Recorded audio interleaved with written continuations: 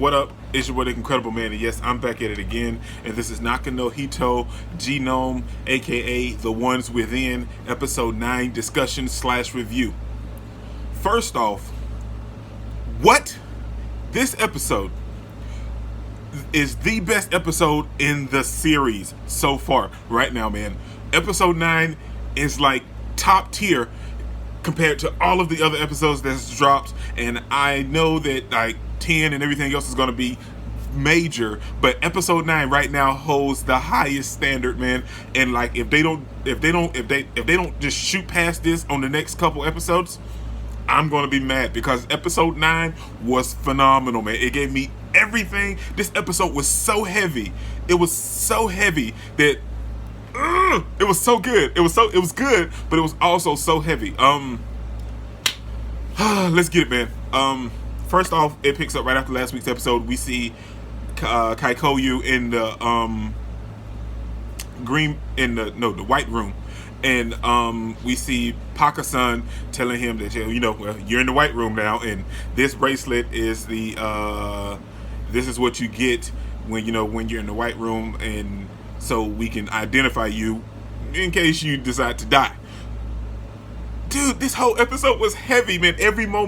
I felt every moment like I was there with the group, man. And that's what I love about this show.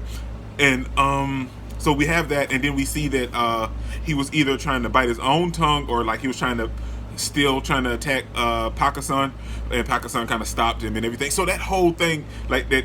And I think I want to say he kind of tried to attack Paka-san because we saw the bandage on his hand, or that could have came from when he attacked him with the sword prior. That's what I'm saying. There was so much going on in this episode, man. I gotta rewatch it again. But we get all of that that's going on in the white room, and Jikkyouchuu has to stay there until they reach the points and until the whole thing is over. But now, after that whole little thing with the white room and Jikkyouchuu, we get to see everyone else, and we get to see them talking to Paka-san. And what surprised me was, as you guys know, that I'm still on the edge with Iride and Yuzu, but after this episode, I'm starting to think that they may actually be on these guys' side, man. For the longest, we've been getting hints and everything that was like, well, I kind of trust them, then I kind of don't. And like after last week's episode, I was on the fence. I was like, I don't really trust them. But this week's episode kind of made me trust them both, man. I trust them both. I trust Yuzu and Iride. It's like they really... Okay, Iride tells Paka-san, no, I'm not doing it. I don't care. Like, unless we get Jikkyouchuu or Onagasaki back, I'm not participating in the games. And Paka-san was all worried and upset. Was like, well, why, Iride? You're the one. You always want to play the games. And then everyone else starts dogpiling. Was like, well, yeah, if we don't get him back, I won't participate. Well, and if Iride doesn't participate, I'm not going to participate. I'm like, yes, man, that's what I'm talking about. So we can get my boy Onagasaki back. And then we have we go back into the white room, and we see Jikkyouchuu like rinsing his mouth out from the blood, and he discovers an escape tunnel in the bottom of the white room. And what I thought was those two guys, there were two more people that was working with Paka-san, but they're just two masks, but they were black. They were black masks, and I thought they were working with him, but they weren't. Turns out they were two previous players from this game a couple years ago. The older guy with the glasses is like from 4 years, and the other guy is probably maybe like a year or 2 years. So that's what I'm saying about this episode being so heavy. It is so deep. It is so many more layers than what you'd expect, man. Like, we come in contact with people that played this game before, and they were trapped in a white room, and they escaped the white room. They couldn't escape the island, but they escaped the white room. It's nobody... Why aren't people talking about this anime, man? It's because this episode solidifies everything that I wanted, and it gave me so many answers, but yet again, as it does, it left me so many more questions, man. But I will admit, the greatest part of this episode to me was, before I get there, before we even get to the tunnel, we see Onagasaki thinking about the bracelet, and remember when we found Oshigiri's sister's bracelet, and Kaikoyu was like, well, we can't, or I can't tell Onagasaki, well, his sister's dead, because that's what that means.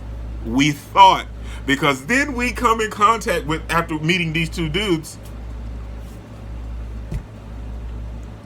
Onagasaki's sister is alive. What? Oh my gosh, this is what I'm talking about. Every time they answer questions, then they leave me with more questions. That's what I'm saying about this anime, and it is so fantastic, man. And I love the fact that and then we jump back to the guys where Paka-san is telling them that, okay, I'll give you guys one chance to save Kaikoyu, and you have to put together this 30-piece puzzle in 72 hours. Dude, I looked at that puzzle and I was like, man, dang, I want Onagasaki back. But I'm like, you know what? It'd probably be easy if he stayed in the white room, because 30,000 pieces and they gotta get one number. But then we see Paka-san tell Yuzu, this is your specialty, and he was like he was mad at her and stuff. So what's going on with that situation, to where we already questioned and was wondering what was going on with Yuzu and Iride. But before I continue, it totally slipped my mind when Iride came to talk to Oshigiri about, because he was feeling some type of way about Onagasaki being kidnapped, because he was like telling Onagasaki and kept telling him to let it go, man. Let's not dig anymore, because this dude is serious. And Iride went there to try to comfort Oshigiri, and Oshigiri just came out and said it, man. Can we trust you and Yuzu-san? Can we, man? Can I don't know. Can we trust these guys? It is so hard. But this episode, I've given them the benefit of the doubt, and I think we can actually trust them. That's how I feel, man. But then we get to the point to where we see and before I do that, I'm not going to gloss over the fact that that other dude that was down there in the tunnels, the one guy is super funny, the little short guy is super funny, but the other guy that he gave Onagasaki like a full checkup. So let's not forget about that. And then that whole little love triangle type thing that's going on. Oshigiri's sister loves the dude that's, I'm assuming, is gay, and the other little dude loves Oshigiri's sister. It's like a weird little love triangle, and I'm assuming she doesn't know that he's gay. So there's a fun little dynamic going on with that. And like I said, this episode was super heavy, and I like towards the end they brought in very comedic hints with Himiko, Karerin, and Anya. I love their whole little comedic thing and all the comedic timing that they brought into this episode, because everything else was so serious and so heavy that if we didn't have any comedic timing this episode, I was going to be like, man, dude, and everything. So yeah, man. So then we see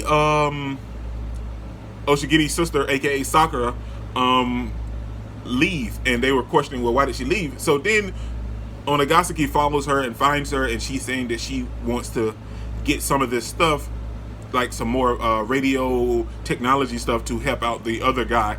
And then her and Onagasaki start walking through some water, and they come in contact with something that's swimming in the water. Maybe it's a mermaid, because there was demons on this island. There was like this giant panda. So there's weird stuff going on this island, so I wouldn't be surprised to see a mermaid. But then we jump back to the puzzle room with everyone in there trying to discover the puzzles and everything. And we also see Yuzu like losing her stuff, man. She was like, this is my specialty. I put puzzles together all the time. So I know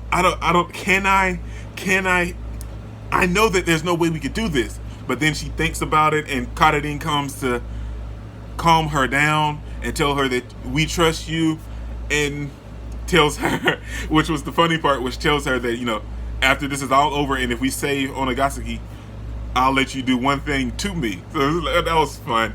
So then she starts like, and it was a great scene. I love when like they throw numbers and math and everything all around on the screen of any show, and they done that, and it was highlighted and everything, like neon colors. So it was very nice and pretty. And she's like working all of these numbers out to try to get the exact number to open the door. Dude, that was fantastic. So like I said, man, episode 10 out of 10. I have no complaints, and I love getting to the setup that we're getting. So, and this is just only episode 9. So 10, 11, and 12 has to be bomb. And I can't wait, man, because this is absolutely fantastic, and more people should be talking about this, man. But this is your boy Dick Incredible. Don't forget to smash that like button till you can't smash it anymore. Comment down below, and I'll be sure to respond to each and every one of them. And subscribe, but only if you really want to, man. And remember that anime matters, anime is greatness, and anime is life, man. Peace out.